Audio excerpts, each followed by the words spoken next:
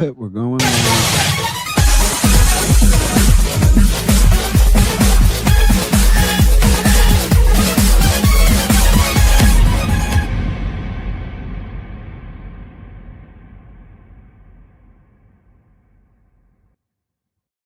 We'll do it live. We'll do it live. Screw it. What's up? What's up, you guys? Happy freaking Tuesday. Oh my God. I have no idea what it is. Every time I want to stream, I don't have the time or something's in the way. And every time I have the time to stream, I'm good to go. The tech gets in the way. I had to relog back in, rewire everything. But all right, we're back and we're here for about an hour until noon. Dude, it's been a wild couple of days. I mean, like just work wise, just to keep it a buck, I was up until about 2 a.m. last night managing files, working on stuff, and then woke up again around like 5 a.m., 6 a.m. Got right back to it, dropped my daughter off at school, and then immediately got back. Did even more, then went out to do some quick errands, and then came back to finish that up. And now that it is all in the places it needs to be, now it's time to start booking the podcast for tonight. We have the Table Titans stream going on tonight. We just booked some guests for that. So we're going to be managing that.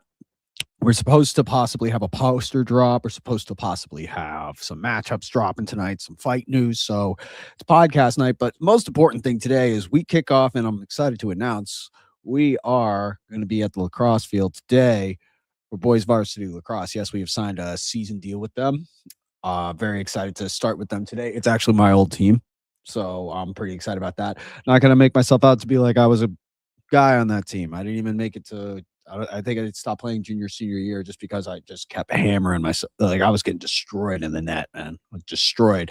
And the big thing is I was a hockey goalie and tried lacrosse goalie, but the big thing I realized, the big difference is lacrosse goalies quarterback the whole offense. They really do. So, not you can't just tie up the puck and then just like whistle blow. All right, let's reset over here. You got to move that ball down the field and you got to set up the offense. You got to do a lot of stuff. So it's a much different thing being a lacrosse goalie. But we're gonna be working with Milton Lacrosse this year. Really excited. We got some guys this year. Like we got Benny Madura, who his dad was my history teacher back in high school, and my brothers. We remember Benny when he was very, very little Benny. And to see him, I think he's committed to Navy, going into his junior year in high school. So lots of cool stuff. Oh yeah, I think this is one of my old ones right here. Yeah, these are my old clips. Yep. From the film. Woo!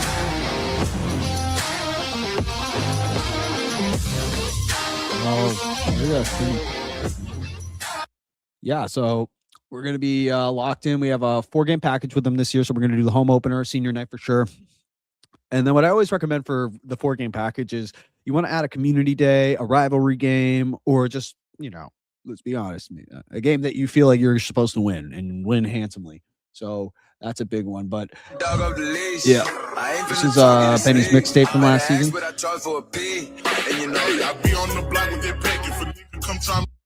I probably shouldn't play all this music, but that one's licensed. But yeah, dude, I'm so excited to get back out there because lacrosse, it's one of the hardest sports to shoot for sure, but it's definitely one of the most fun. And the reason why it combines all the hard parts of hockey and football together in the fact that they're moving around super fast, but not like in hockey where they're in the contained area where, you have about 200 feet of ice. They're playing on a full football field. So and they're constantly moving. So that makes it super hard to track the ball. It makes it super hard to find your positioning on the field. Lacrosse is an extremely difficult sport to shoot, but once you get the hang of it, there's very few ones that are better to clip. I mean, these guys, especially today, high school, college level, bro, these guys, they can make every pass, make every shot. Oh, yo, Salmon's a LAX guy? I didn't know that. Okay, so this is the kid that I worked with a lot in football. Who else is in here? Oh, Jonesy from hockey. Okay, cool. These are all kids that I've just met throughout the seasons in other sports. Finney, senior, excited. Big part of why SoNick Films is a thing. Oh, this is my first year when I first got back. Yuck. So I'm shooting from, I think, our team sideline right now. And yeah, I did not. Yep, this is some more stuff. Damn, I gotta get back into some of these clips, man. There's some good ones. Yeah, this is a Tedo edit, not my edit, but these are my clips. Oh yeah. So we're gonna be doing this all season this season. The boys lacrosse and for girls lacrosse, who was on the road today at Wellesley. They're kicking off their season. We're excited for them. We're going to be doing their home game on Thursday. So, yeah, dude, we're back in LAX. Still trying. We have baseball booked, but we have room for a full baseball team, and we're looking for a softball team. And I did a live this morning where a couple of rugby guys, the JV rugby guys, were like, "Hey, I'll come out to JV rugby." It's like, "Yo, I'll come out to any rugby, dude. Don't twist my arm about it. It's freaking awesome. I love rugby." So, yeah, we got a lot of good stuff going on. Spring has officially arrived. We are moved on from hockey, moved on from basketball, and oh, how we miss it. And we got Cage Titans coming up on May 9th. And yeah, also got opening day this weekend. Super excited for that. Dottie's back from knee surgery. So go get your face painted. And my little brother's gonna be in town from San Diego with his buddy Aaron, who I can't wait to be like, the third favorite dude in the house officially, when he gets here. Like, dude, this guy Aaron, I can't compete. He's a better guitar player than me. He's tan. He's a college baseball player and an MMA fighter. I like, yeah, dude. Like, fuck, I would replace me as with me too. Like, dude, I don't like it. But anyway, so other things, we got about an hour to kill on this one. So, the things that I've been kind of like looking over. Oh, this is just my own channel. If you have not subscribed, we've actually should I go back? Yeah, I could go into the back of this. So for all those you actually trying to kind of get going on YouTube, like I have this year, really, I've been doing YouTube and managing YouTube channels for years. This is the first year I've actually taken content violations. Don't care, but let's check right here. We've had a big boost over the last 30 days here. So as you can see, we've been like, so we started around March 2026. Yeah, like so. This is this year so far, or last 28 days. You look front of the half of the month, not busy, not busy, not busy. But oh, we really did kind of kick it up a notch this month. And or again, it's also people wonder why I'm doing the stream in the way that I am right now. It's hours of content. It's clippable stuff. YouTube likes it when you use all their features. You go live a couple times a week. You post shorts every day. You post some long form content, 2 to 3.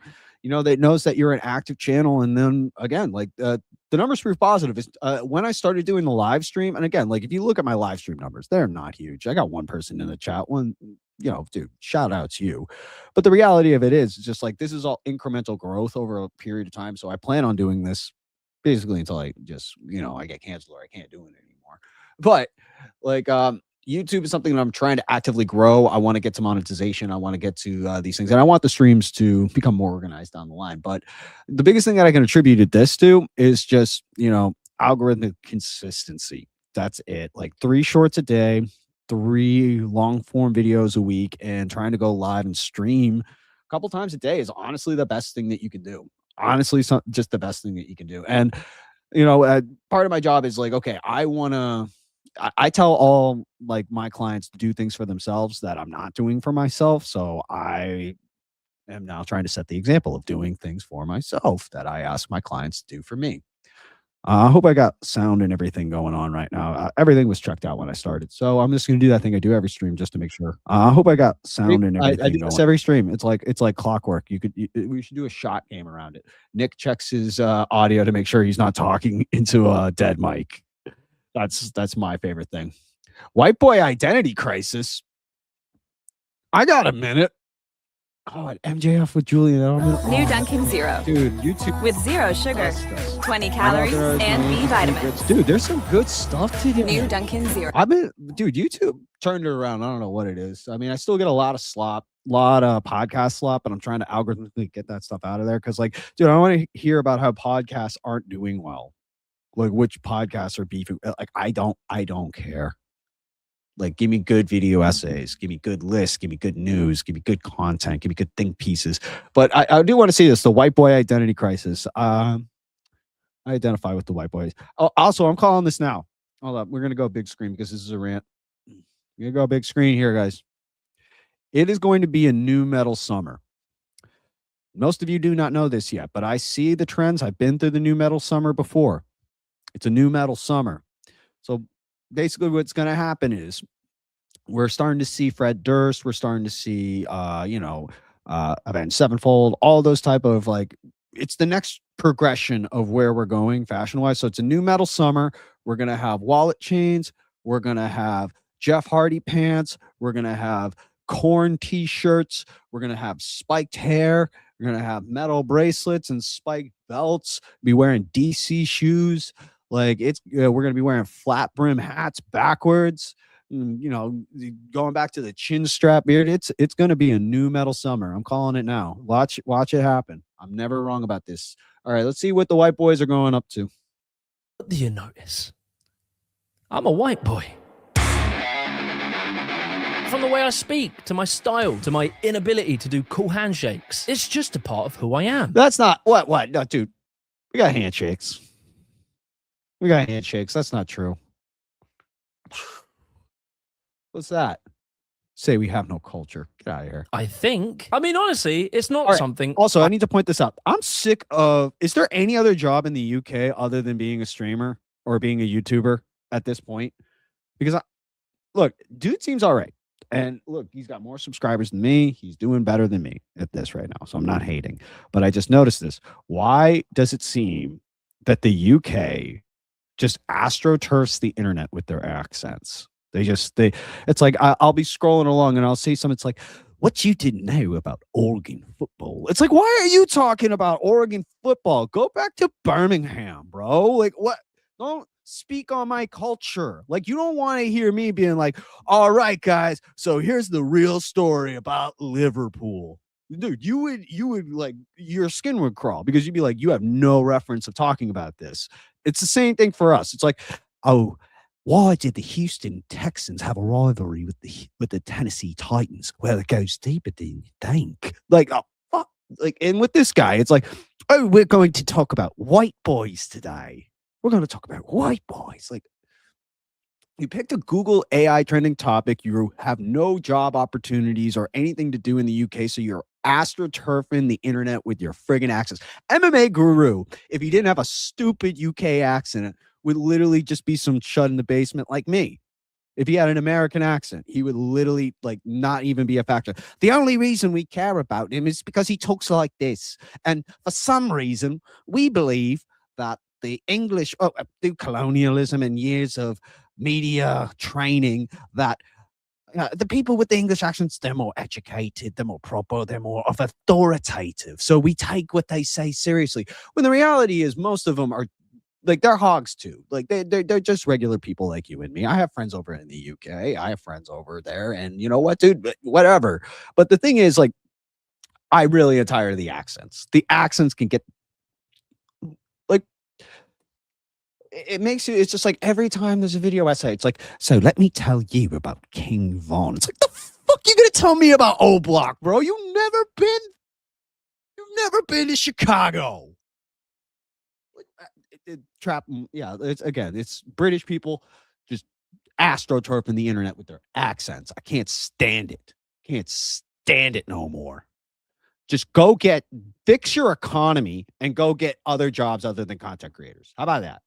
I have a job. I had to think about it. Growing up in the 90s and 2000s, really, it felt like culture was primarily built around me. Whether it was slamming my skateboard because I couldn't do a shove it, or hurling abuse at noobs in Call of Duty,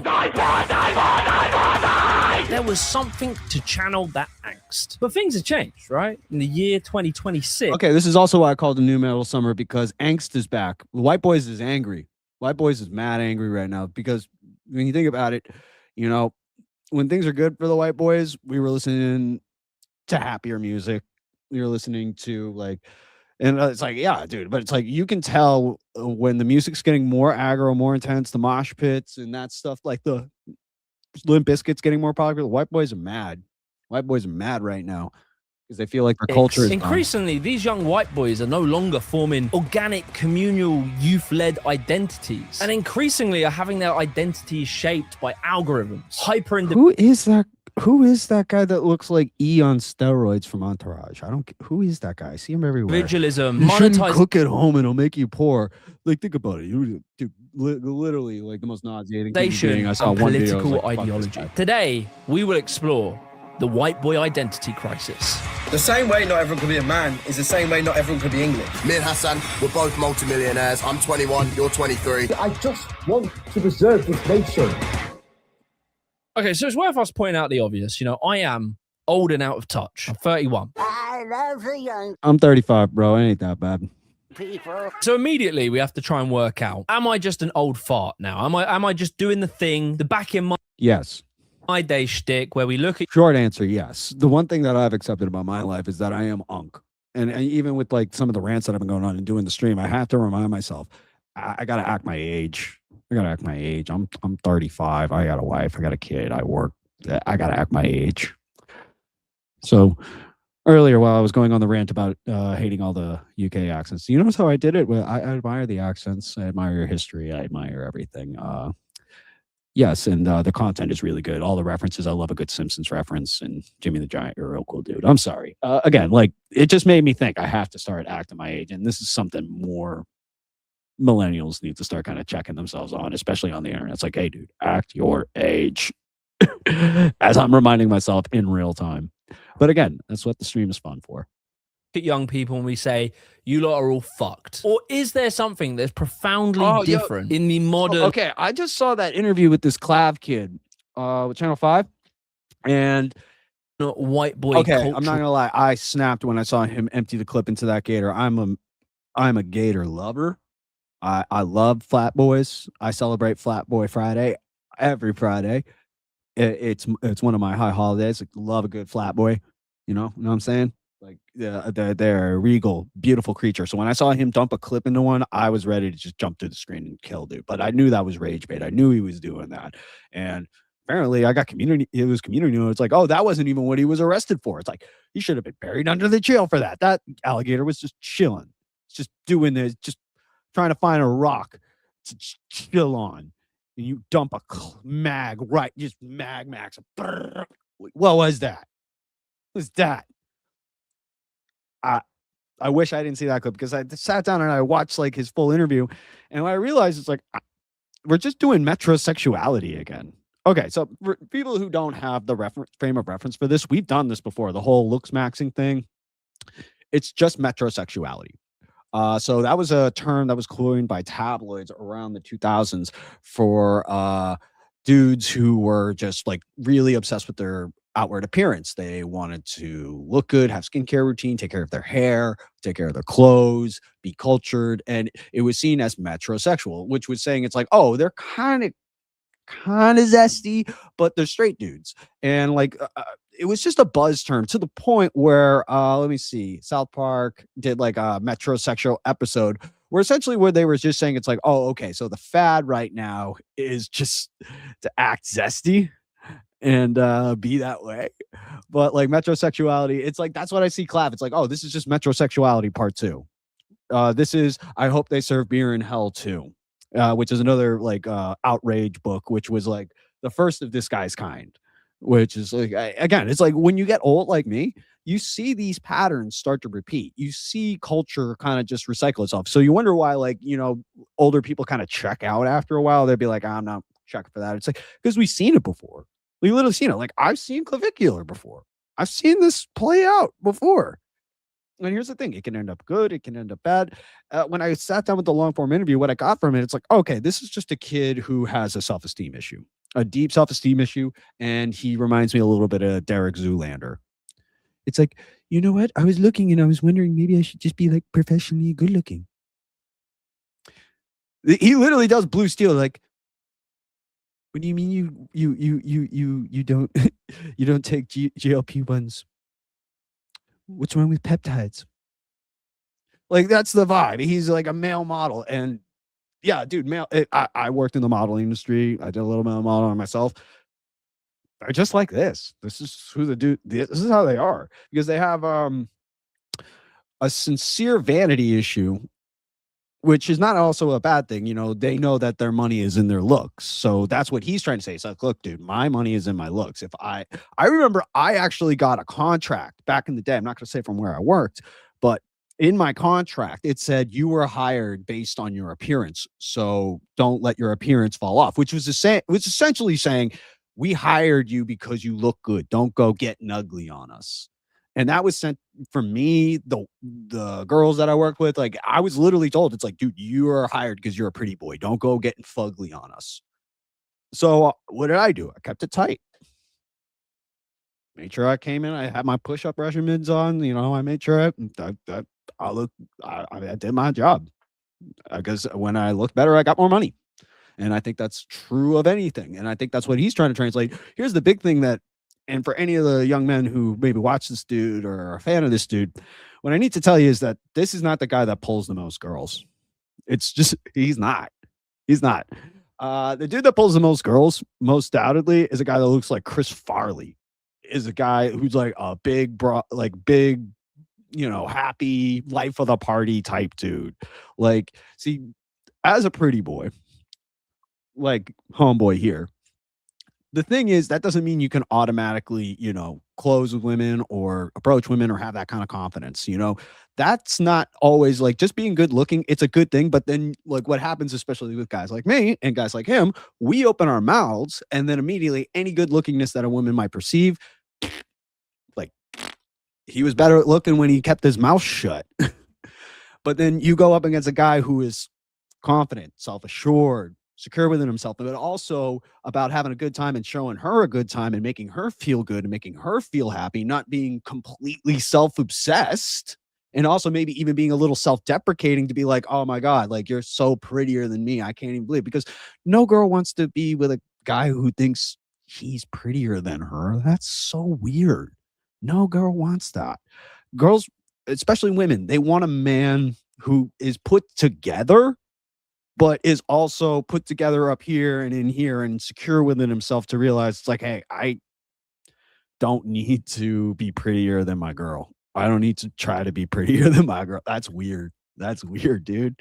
That's not the move. The real move to honestly be is honestly, if you can be a big, fat, cocky guy that's funny, doesn't stink, you probably have the best chance of getting any woman on this planet. Better than this dude.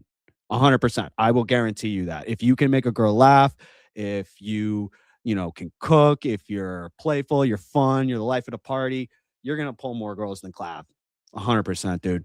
This guy has no game because he's too in love with himself to love somebody else, but he also doesn't love himself, so nobody can love him. That's a tough spot to be in, but also, again, I try to give it, it's like, the kid's 19, he's 20. The big concern is like, dude, you're hormone screwing yourself. And he seems somewhat well researched in this whole thing, but the reality of it is, it's like, dude, I love the Bill Burr line where it's just like, when it comes to plastic surgery or anything like that, it's like, dude, you didn't get screwed. Your face is your face. If you look 30, you're 30. That you didn't get screwed, dude. Your face is your face. Now, would you want to look like, your age and yourself, or would you like to look like this dude with some mystery age between 14 and 37, and you can never tell? And then also, again, for all the muscles, it's like, how healthy is this dude, really? And also, just screw Andrew Tate. This guy sucks. Arc. So for us to answer that question genuinely, we need to look at the last 3 decades: the 2000s, the 2010s, and the 2020s. 2000s white boy culture can really heavily be defined by one key individual, Eminem. Yeah. That's accurate. That's very accurate. Hi, my name is. What's going on, man? How you doing? I'm doing good. Right, Eminem. You know him, the real Slim Shady. He's that white boy whisperer. There's no one as pivotal as Eminem for the 2000s for white boys, right? There's a video that I watched that is a major inspiration for this one we're making today by Dazia Said, and I'll link it below, but it's called The Eminem-Sized Hole in White America. He gave white suburban kids permission to express frustration and alienation, but also forced them to look inward. Brilliant video. Definitely check it out. Links below. But what Eminem did, right, was basically give an entire generation of young white people a language to express the contradiction.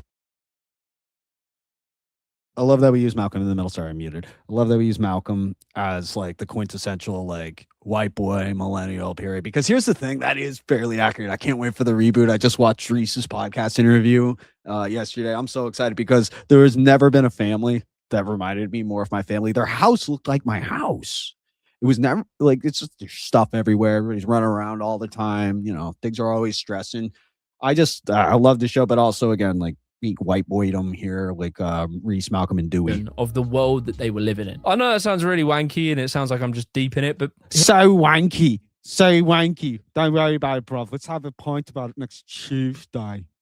hear me out. You gotta think there was a massive chunk of like middle white America in the 90s and the 2000s who were living in suburban, relatively safe, comfortable neighborhoods. They had access to decent schools, they had video games, consumer goods, fridge freezers, everything that should make you happy, little Timmy. But there was a problem, right?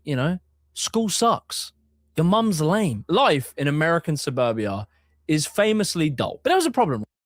Okay, so I can already tell where the ethos of this is going. So because of the monotony of regular American white boy suburban life, we had to enact and put our own sense of angst and hardship onto ourselves by putting ourselves in harm's way, obstructing authority by skateboarding, playing loud sounds, and utterly just acting obnoxious, and then also pushing extremes, which led to the extreme sports cultures, Doritos, energy drinks, Mountain Dew, Code Red, Xbox Live.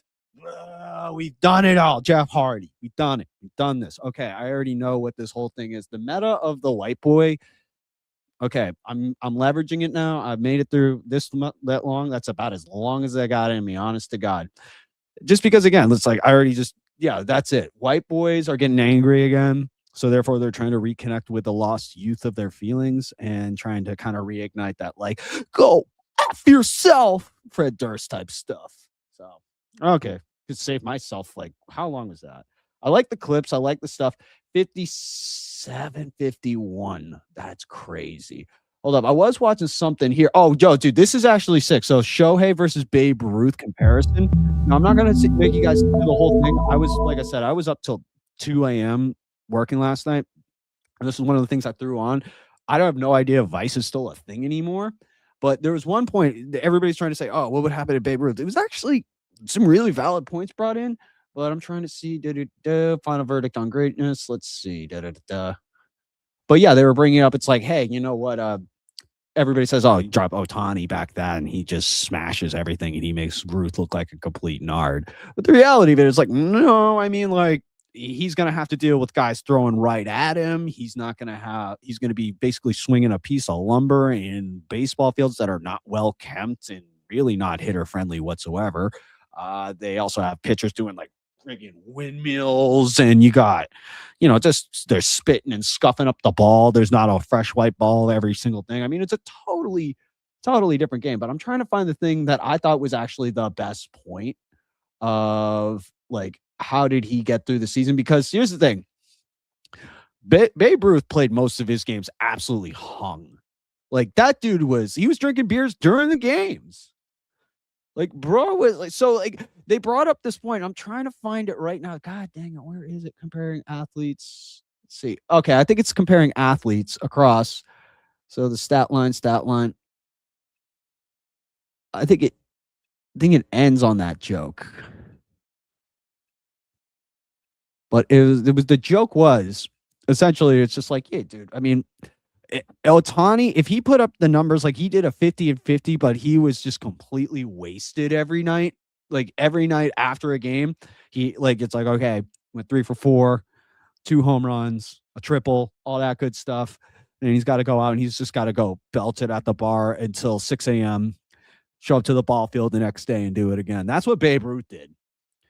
And a lot of people were like, giving a lot of crap on like, Babe Ruth. It's like, oh, he was old, he was beaten down, he was this, he was that. It's like, dude, a lot of that stuff came at the later half of his career when he was just banged up. If you look at old stuff, dude was skinny, dude was dialed, he was 6'2", 225, and he could he knew how to swing the bat. And also he was Dominican. I will stand on that forever. I can't find the clip. I should have pulled that up, but I do want to pull this up because I truly do believe that Babe Ruth was Dominican. It's a conspiracy theory, but it's one that I choose to believe in because the evidence is just overwhelming when you think about it. Now, Babe Ruth was born in Baltimore, was dropped off at an orphanage where he was left there. But like the more I look at this guy, it's like the more he seems Dominican to me.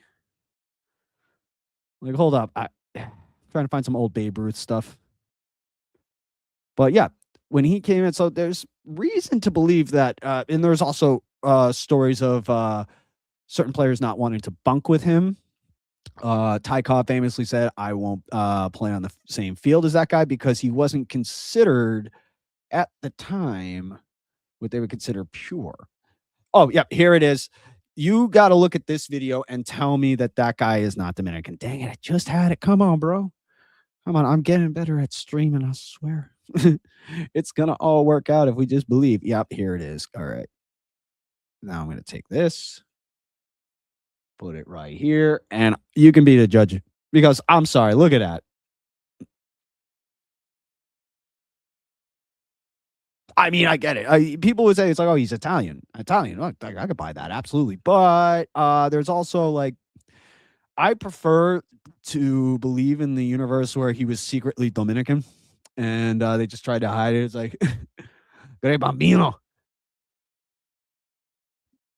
Oh, yeah, look at that. Dude could swing the bat, and he was definitely an athlete. And here's the thing. If you brought him back into red time, I feel like he would get with the regiment, maybe not belt so many backstage, maybe replace the hot dogs with protein shakes and steaks, stuff like that. But yeah, I think Babe Ruth was Dominican. I'm super obsessed with sports in the 70s right now, weirdly. I think it's the best era of sports because it was still like renegade and crazy. Like I was watching the Big Bad Bruins last night with Bobby Orr, and yeah, dude, 70s hockey kicked ass, dude. And then I was watching Dale Earnhardt, 70s NASCAR. The cars would get into fights. The cars would catch on fire. The wrecks would be ridiculous. People would be like running out on the track. You ever like watch old stuff like let's just see like hold up, like 1970s hockey. Like, dude, it was just craziness back then. Broad Street Bullies. Oh, yeah, this is the one I was watching last night. Big Bad Bruins, which is an old Nesson one. I'm Sora 2, the new AI. Shut down. Not mad about Sora going down. Yeah, it's a novelty. It gets old. It wasn't a social media platform. But you look at sports in the 70s, dude. Like, it looked more like how the UFC and WWE is perceived now. Like, look at this. Just so cool. They skate like they smoke cigarettes. And everybody's smoking in the buildings. Like, to be a fan at that time, too, was awesome, too. Because, like, look, you can hang over the glass. You literally hang over the glass and be like, yeah, let's go, boys. Oh. Like, that's nuts.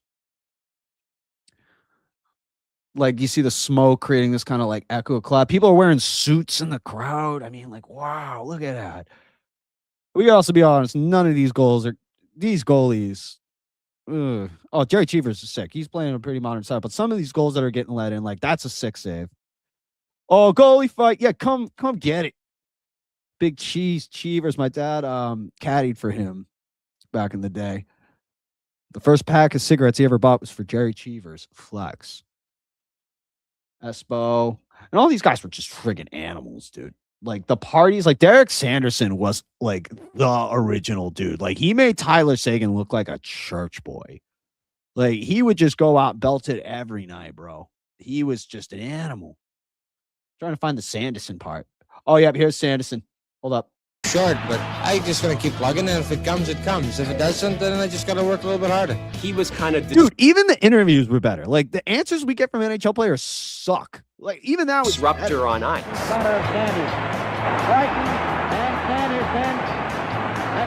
I don't know why guys fight the way they do today.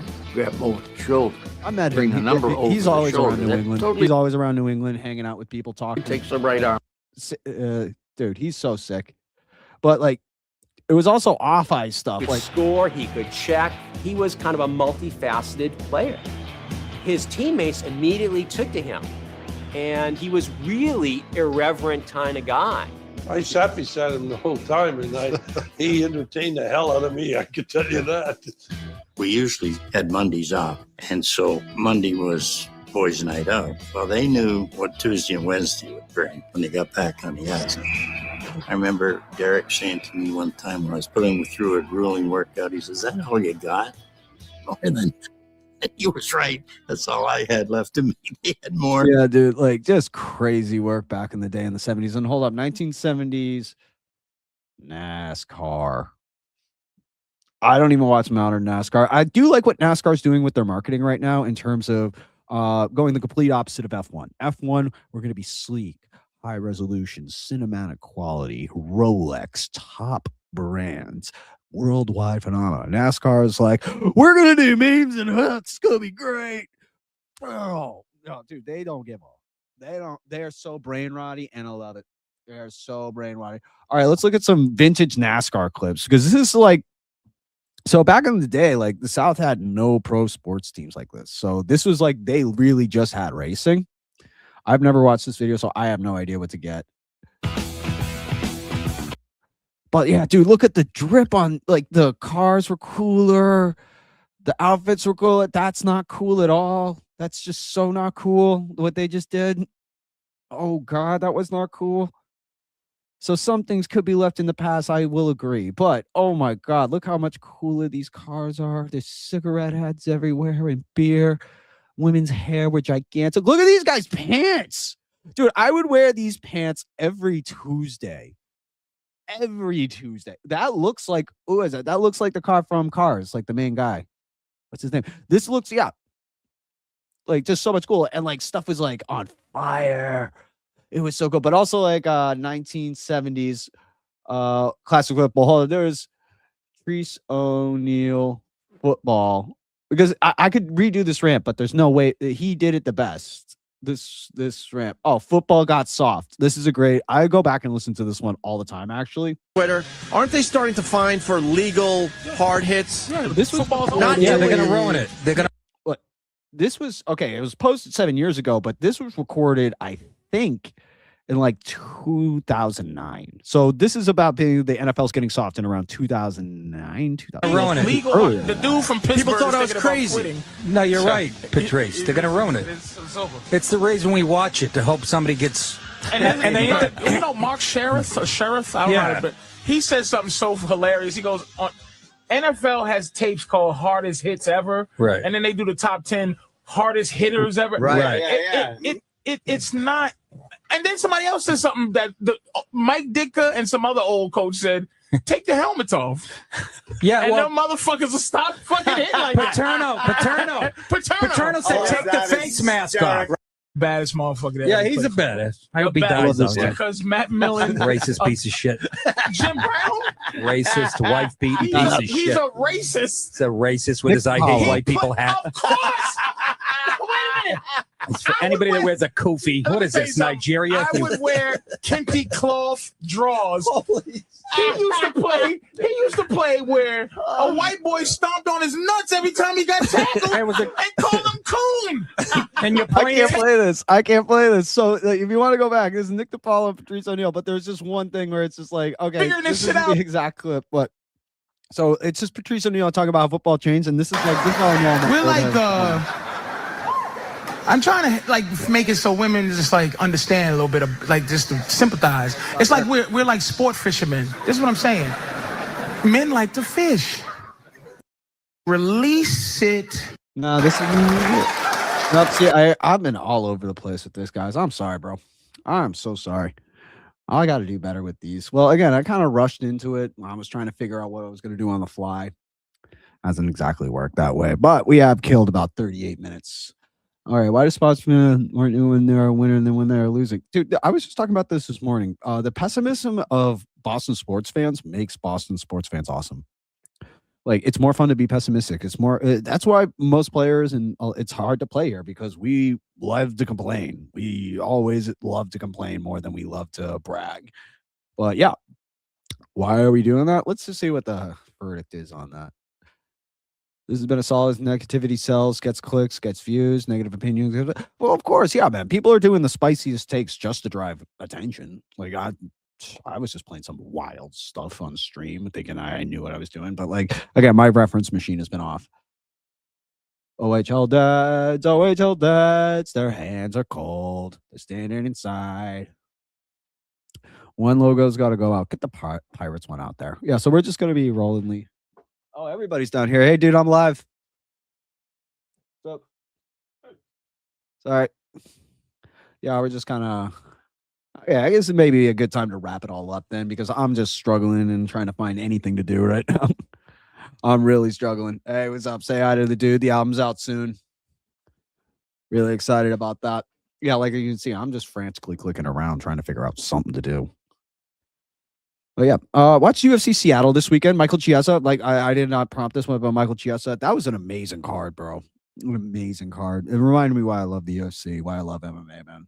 For real. I sat down with the card beginning to end, was just super happy watching it. Michael Chiesa's retirement was awesome. I think they could have done a little bit more for Nico, to be completely honest with you, man. I love Nico Price so much. That upkick KO is still one of my favorite KOs ever. Yeah, but Michael Chiesa went out on top. I think Kevin Lee had a pretty good clap back for that, saying it's like, dude, I beat you in the first round. You tried to mix it up with me backstage. My last fight was getting KO'd in the Apex by an undefeated Russian fighter. Crazy how this game works. But yeah, it's kind of crazy, bro. A lot of other things, you're omitting a lot of other things, but future champion Kevin Lee, we always love. We always love. All these former championships are on losing streak. Yeah, that's you guys. This is the first time seeing you guys get washed. Get used to it, man. Older you get, this is just how it goes. Unless they're Tom Brady. I kept expecting. What's Jake Paul doing? Speaks on the new part. Yep, MVP just started a Sky Sports deal along with the ESPN Plus deal. So that's two big distribution deals for women's boxing and for MVP. They're doing a massive expansion right now. So good on them. Good on them. I mean, let's see what's going on. We got this is a tough day for your boy. As you all know, I reside and I grew up here in Massachusetts, but I am a native Texan. I am an immigrant from that crazy planet known as Texas, particularly Houston, and the Houston Astros were my first team. So I kind of play at both sides on this one, man. And the Astros beat us 8-1. It's like, at least it was the Astros and the Stars, man. Again, man, like these are the tough ones for me, but also again, it's like I'm 35. I'm not like a homer for any team. These are all professional athletes. The only teams I really care about are the ones that are bringing me out to go shoot their games. That's for real. Either way it goes. Want to see? It is what it is. Nicky Rod is such a fun guy. Nicky Rodriguez, yeah, dude, he's got some things. But Freddie Gibbs doing chase heads together. 16-year Earl came out. Yeah, that was pretty good. Pretty good underground tape when it came out. You had to be there. I wouldn't go back. It's like if you try to listen to it without context. Was that Drake May, Buzzcut May? All right. Everybody about to buzz their head now. Everybody about to buzz their head.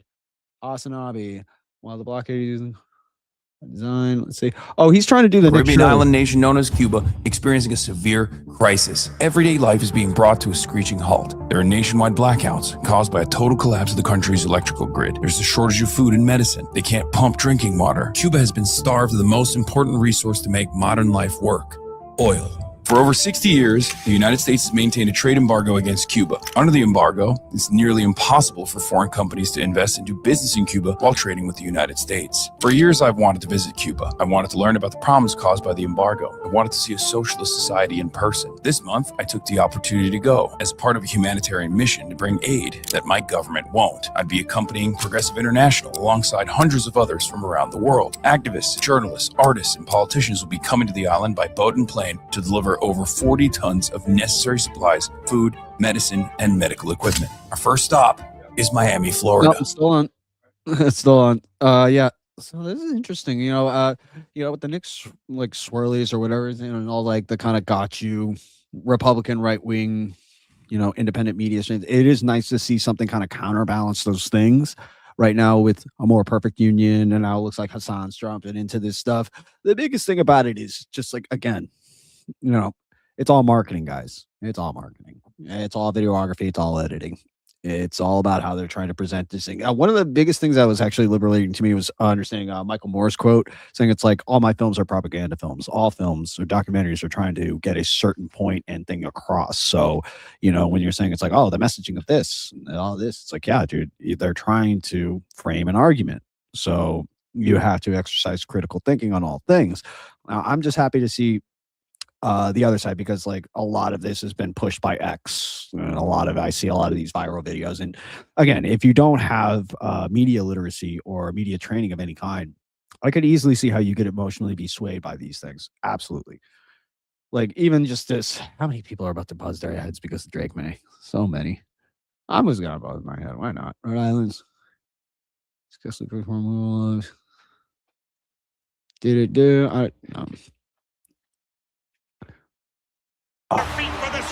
Remember when Hulk Hogan slammed Andre the Giant? That's a great song. There's a song by the guy who played Taco in the league. I can't believe Hulk Hogan slammed Andre the Giant. Such a simple match. Rest in peace to both of them. I know we have feelings on Hulk Hogan, but man, he slammed Andre the Giant. It is WrestleMania season, and I'm not feeling it. Let me see who this WrestleMania card is looking like. Because I feel like I should at least know what something's coming up, right? Updated card. Let's see what we're looking at here. Okay, so CM Punk versus Roman Reigns. We know they've been going at each other, promos back and forth. At a certain point, it's like it feels like they're kind of doing the same thing. Cody Rhodes versus Randy Orton. I'm actually kind of stoked for. That'd be sick. That's going to probably have a lot of run-in spots. I hope Triple H gets involved in some way to kind of both being kind of tied to both of these guys like that. Jade Cargill versus Rhea Ripley. Jade Cargill, I don't never really been over. Rhea Ripley again. It's going to be a good Liv Morgan versus Stephanie Rockure. Not mad at it. AJ Lee, Becky Lynch. It's pretty sick. Sami Zayn versus Trick Williams U.S. title match. Whoop that trick. Whoop that trick. But I put Trick Williams in position over Sami Zayn. That's if I'm booking it. Intercontinental Championship ladder match. Penta versus Dragon Lee versus JD McDonough versus Javon Evers versus Rusev. If Rusev doesn't come out in a tank, I'm going to be mad. That guy's been eating so many pins. Let him have the tank back. Dragon Lee. Oh, yeah, that's going to be pretty sick. That's going to be pretty sick. Women's tag team match. The Irresistible Forces versus Alexa Bliss. So it's a 4-way. Okay. That's going to be fun. Unsanctioned match. Drew McIntyre, Jacob Fatu. That can get pretty. Brock Lesnar versus Obafemi. Big, beefy man bumping meat. Dom versus Finn. I like it. John Cena, the host, which was announced yesterday, which I thought was kind of funny. Just because, again, the narrative around this one is that they're having a hard time selling the tickets and they're about 2 weeks out. And yeah, dude, when tickets ain't moving, you know who to call. You call Big Match John to come in and host. And he's done this before, and then he ended up having an improv 2 match. So maybe, this is just my Booker brain going. If I'm thinking about it, Gunter, the guy who pinned him last, he has had nothing to do. He is not on this card right now. John Cena will be the host. Bring him out to squash him again and just really nail that one home. It's like, I am here. You cannot ignore me. I'm the guy. That's what I would do. But then again, there's probably stuff going on behind the scenes. So, but is that night 1? Because it's 2 nights, isn't it? So they're going to split those up a couple. Okay. Back in Vegas, then we go to Saudi. Dude, just don't feel it. But again, I'm 35. Maybe I'm not supposed to feel it anymore. Maybe this is my time to be like, hey, it's the kids now. Let them have fun. Let them go. When I go to the shows, I'll get caught up in it maybe. But yeah, not too much. And in terms of UFC Seattle card, that was awesome. I think they have the Apex coming up this weekend. And that actually kind of sneaky card. Hold on. Yeah, Moicano versus Chris Duncan. It's actually sneaky banger, dude. Sneaky banger. Let's just see if we can find an image of the card. All right, here's a fan-made one, I guess. Ugh. Pixelation, my God. Dude, Google is cooked. Google is completely cooked. I don't even know what to say about it at this point. Dude, I can believe Piper beat Asanya because I said he has that eraser, and if you engage with him on that level, dude, he is gonna put your lights out. And people also kind of sleep on the fact that he has a wrestling background and a jiu-jitsu black belt, which is freaking helpful with an eraser for a right hand. So he looks like a contender now. Izzy, put him in fun fights. Match him versus MVP. Let him ride on his contract. It's just it's just like he had an insane run, but also at the same time, I think dude, just make fun fights with Izzy. We don't need to see him for a title or get back to the title. We just want to see him be Izzy. All right, Moicano versus Money. Moicano needs money. Oh, right. Yeah, yep. Richie. Oh, that's a sick fight. That's a sick fight. Renzo Ribeiro, Yakinov. Oh, dude, Ethan Ewing. Love it. Blue collar hero. That's going to be a great one. A1 champ. Tommy McLean. Tommy Guns. Oh, yeah, dude. This is going to snap. This is going to snap. This is going to be a good one. Yeah. Honestly, and even this. Oh, Lando Venada's on the undercard. Never miss a Lando fight. That's awesome. Yeah, so I'm stoked for this weekend. Like I said, guys, thank you guys for tuning in. It's been about 50 minutes. One person in the chat. I do appreciate it, though. Not my tightest stream. Definitely not. But we can plan it tighter going forward. Thank you guys again for tuning in. We're going to be on Brooks Field this afternoon for boys lacrosse. So we're going to be dropping some new stuff around that. We have girls lacrosse this Thursday. This Sunday, we might have a real fun booking. I'll get back to you on that one. Might be, and I'm also going to be dropping some vlogs that I've been sitting on. We have the Boston College vlog. We have the TD Garden vlog. And then also, again, tonight, we're going to be live on the podcast for Table Titans and the live stream. We got 4 fighters calling in right now tonight. It's going to be a great show. I can confirm Dan and Eve, his opponent for the welterweight title. I'm going to reveal who that is. Joe Poirier. Joey Guns, and then we are working on the last guy who is also a champion, so that's going to be a real fun interview. I don't know how much I'm going to be on the show tonight. I might kick it off and then just hand it off to Mike to interview the guys, but I've been enjoying calling into the show. And yeah, dude, right now we're still trying to lock down some more baseball. We're trying to lock down some, we're going to be working on some music soon, so we're really excited about that. And yeah, let's see if we got any good clips. I think I had some good rants, something that might be worth it, but if you skip this stream, I would not blame you. You might have better things to do with your time. But if you did spend your time with me, I truly do appreciate it and hope I did not waste it. Thank you, y'all. Have a good one. I'll see you tomorrow.